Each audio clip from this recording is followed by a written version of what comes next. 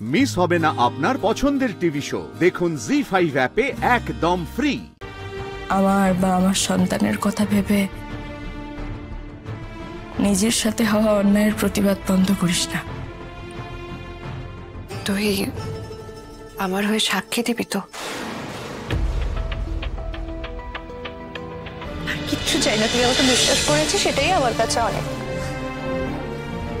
কিন্তু একটা কথা ভাবছি জানিস, তোর এই অবস্থা, দুদিন বাদে তোদের পরিবারে একজন ছোট্ট মানুষ আসবে। এই সবকিছুর মধ্যে যদি অনির্বাণদাকে পুলিশ তুলে নিয়ে যায়, কি হবে আমি জানি না। পাড়া প্রতিবেশী, আত্মীয় স্বজনদের মধ্যে অনির্বাণদার বিজনেস,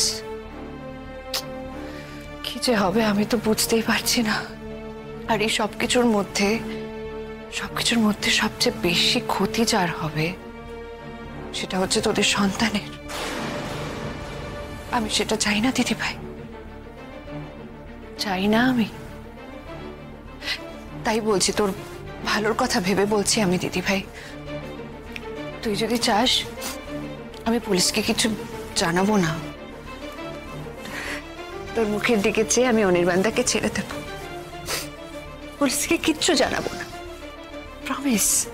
আর আমি ওই বাড়িতেও কাউকে কিচ্ছু জানাবো না। হ্যাঁ, তুই ভালো থাকলেই আমি ভালো থাকবো। আমি তো কদিন বাদে চলেই যাব, অসুবিধা নেই, আমার যা হয় হোক। তুই ভালো থাকলেই আমি ভালো থাকবো। না, আমার মুখের দিকে তাকিয়ে তোকে কিছু করতে হবে না নীলু। আইনত তোর যেটা করণীয় বলে মনে হবে তুই তাই করবি। আর তুই ছেড়ে দিলে যে আমার সংসারটা বেঁচে যাবে তেমনটা ভাবিস না। সেই যে ছোটবেলায় কোন একটা জোড়া লাগানোর জিনিসের বিজ্ঞাপনে শুনতাম জানিস, সেই জিনিসটা নাকি ভাঙা সংসার ছাড়া সবকিছু জুড়ে দিতে পারে। ঠিক, ভাঙা সংসার কোনোভাবেই জোড়া যায় না। একবার যে সংসার ভেঙে যায়, শত চেষ্টা করলেও কেউ কোনোদিনও জুড়তে পারে না। আর কি বলছিলিস যেন, লোক জানাজানির কথা বলছিলিস, বদনামের কথা,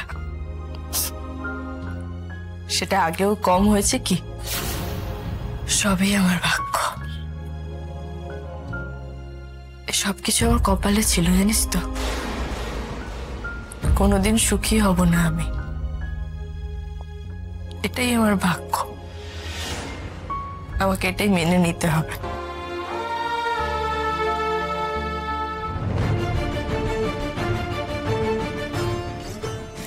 কি করছিস? পুলিশে কমপ্লেন করতে হলে কর, আমার দিক থেকে কোনো বাধা নেই। এত ভাবিস না নীলু। আমার বা আমার সন্তানের কথা ভেবে নিজের সাথে হওয়া অন্যায়ের প্রতিবাদ বন্ধ করিস না। তুই আমার হয়ে সাক্ষী দিবি তো?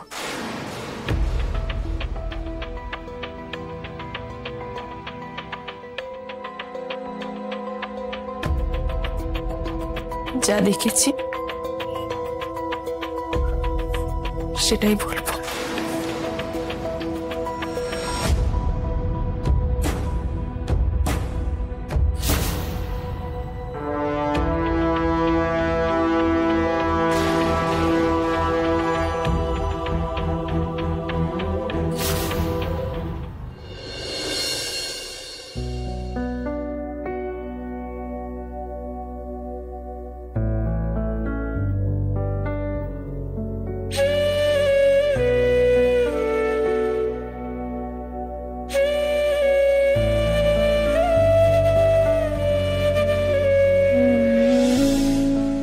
তোমার মা, বাবা, লয়ার, কাউকে যদি কিছু জানানোর থাকে তাহলে জানিয়ে দাও।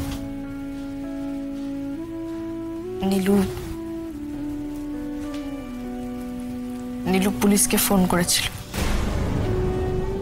আর কিছুক্ষণের মধ্যে হয়তো এসেও যাবে। তোমার দিক থেকে যা ব্যবস্থা নেওয়ার নিয়ে নাও। আমার কাউকে দরকার নেই। যারা যারা আমাকে বাঁচাতে পারে আমি তাদের কাউকেই খবর দেব না। আর তুমিও তাদেরকে কোনো কিছু ইনফর্ম করবে না, কিচ্ছু জানাবে না। জাস্ট না। কেন? আমি চাই না, তাই। মানে একটা কেস হলে তুমি লড়বে না, কিছু বলবে না, প্রোটেস্ট করবে না তুমি? তোমার আদালতে তো আমার বিচার হয়ে গেছে রাই। আমার আর কিছু বলার নেই। আমি তো অলরেডি দোষী ডিক্লেয়ার্ড। বাকি আর কিচ্ছু ম্যাটার করে না। যা শাস্তি হওয়ার হোক আমার। আমি আর কিচ্ছু বলবো না। সত্যিই তোমার কিছু বলার নেই? আছে, তোমাকে বলার আছে।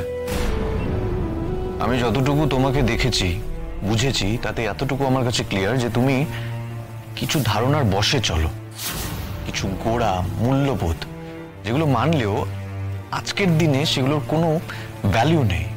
মানে?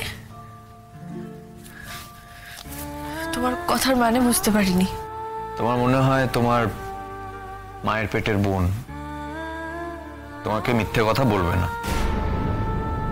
দিনের পর দিন এত অন্যায় করেছে, নানান অপরাধ করেছে, তোমাকে, আমাকে, আমাদের পরিবারটাকে, ইভেন নিজের এক্স হাজবেন্ডের পরিবারকে ঠকিয়েছে। তোমার মনে হয় সে ভালো মানুষ? কোনো মতেই না। সে ভালো মানুষ নয় রাই। এত কিছুর পরেও তুমি ওকেই বিশ্বাস করো, নীলাঞ্জনাকে। আর সেই বিশ্বাসটাকে তুমি আঁকড়ে ধরে বসে আছো রাই। তোমার মনে হয় নীলু ভালো হলেও হতে পারে, অনির্বাণ পারে না। কেন?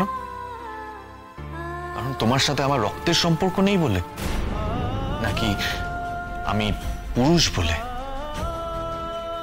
রাই, যে বোঝে না তাকে বোঝানো যায়, যে ঘুমন্ত তাকে ডাকা যায়, কিন্তু যে বুঝেও বোঝে না তাকে বোঝানো যায় না রাই। তুমি বুঝেও বোঝো না, জেগেও ঘুমিয়ে আছো, দেখেও কিচ্ছু দেখতে পাচ্ছ না। তোমার ক্ষতি করা তো সব থেকে সহজ, আর সেই ক্ষতি হচ্ছেও তোমার চোখের সামনে। আবার আরো একবার একজন তোমার সংসারটাকে ভেঙে দিয়ে চলে গেল রাই, আর তুমি নিজের সেই অন্ধবিশ্বাস থেকে সরে আসতে পারলে না।